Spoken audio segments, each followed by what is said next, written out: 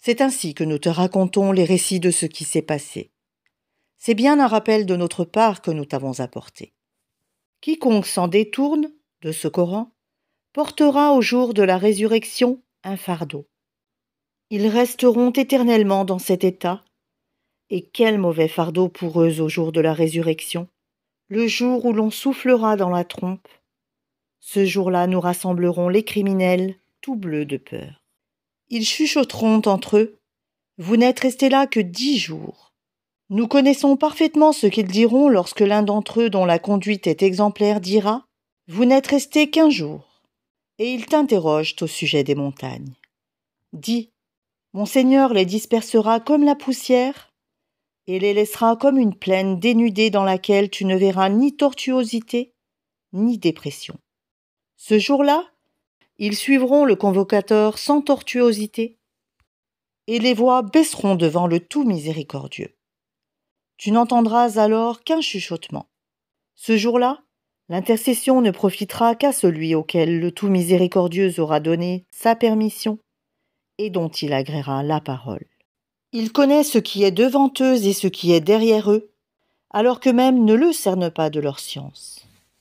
Et les visages s'humilieront devant le vivant, celui qui subsiste par lui-même, El-Qayyum, et malheureux sera celui qui se présentera devant lui, chargé d'une iniquité.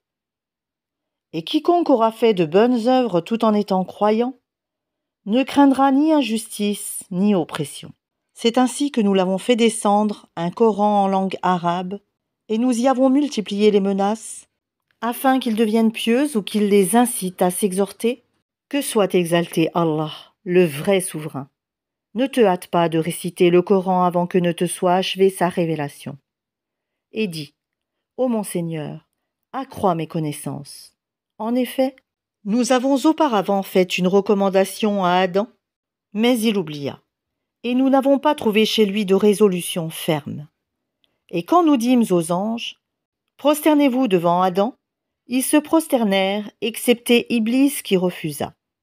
Alors nous dîmes, ô Adam, celui-là est vraiment un ennemi pour toi et ton épouse. Prenez garde qu'il vous fasse sortir du paradis, car alors tu seras malheureux. Car tu n'y auras pas faim ni ne seras nu, tu n'y auras pas soif ni ne seras frappé par l'ardeur du soleil.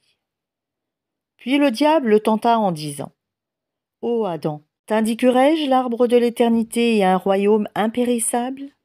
Tous deux, Adam et Ève, en mangèrent. Alors leur apparut leur nudité. Ils se mirent à se couvrir avec des feuilles du paradis. Adam désobéit ainsi à son Seigneur et il s'égara.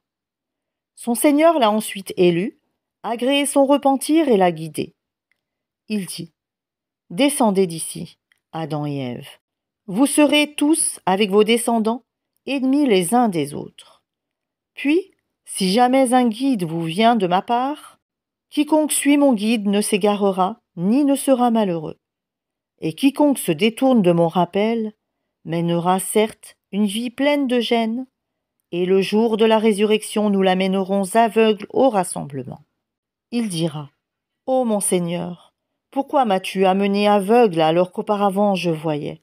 Allah lui dira, « De même que nos signes, enseignements, t'étaient venus et que tu les as oubliés, ainsi aujourd'hui tu es oublié.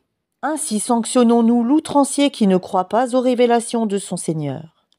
Et certes, le châtiment de l'au-delà est plus sévère et plus durable. Cela ne leur a-t-il pas servi de direction? Que nous ayons fait périr avant eux tant de générations dans les demeures desquelles ils marchent maintenant? Voilà bien là des leçons pour les doués d'intelligence. N'eût été un décret préalable de ton Seigneur, et aussi un terme déjà fixé, leur châtiment aurait été inévitable et immédiat.